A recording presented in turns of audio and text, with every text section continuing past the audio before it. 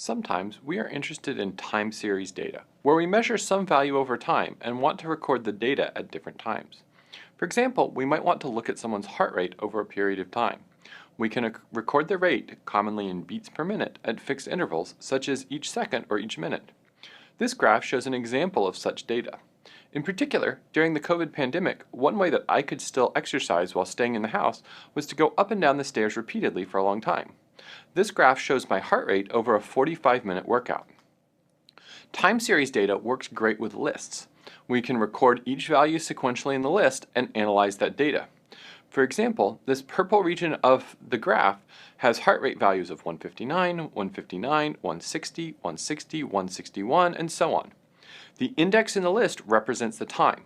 As this data was recorded with 1 observation per second, if we want to know my heart rate at a particular time in the workout, we just need to convert that time to seconds and index the list at that number. There are many ways that we might want to analyze heart rate data. To start with, let us consider the exercise-related problem of finding how much time my heart rate was in a particular range. For example, we might want to know in how much of the workout I had a heart rate between 150 and 165. Step 1 is to work an example by hand. Should we use this data to do step 1? No. There are about 2,700 data points. Trying to work that example by hand would take all day. Instead, we should work a much smaller example by hand. Here, I've made a much smaller example with 11 data points. This looks like a problem size we can handle. However, before we work this example, we need to be a bit more precise. Are the boundaries of our range inclusive or exclusive? That is, when we see 150 or 165 in our data, do we count that point or not?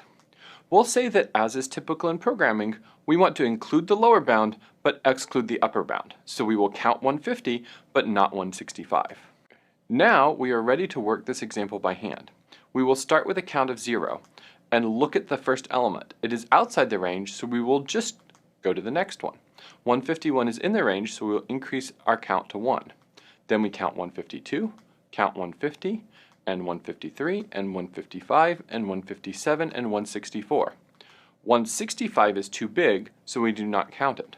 167 is also too big, and so is 169.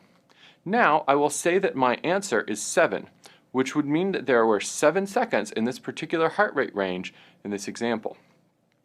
Having worked through this example, we will let you work through the rest with the 7 steps.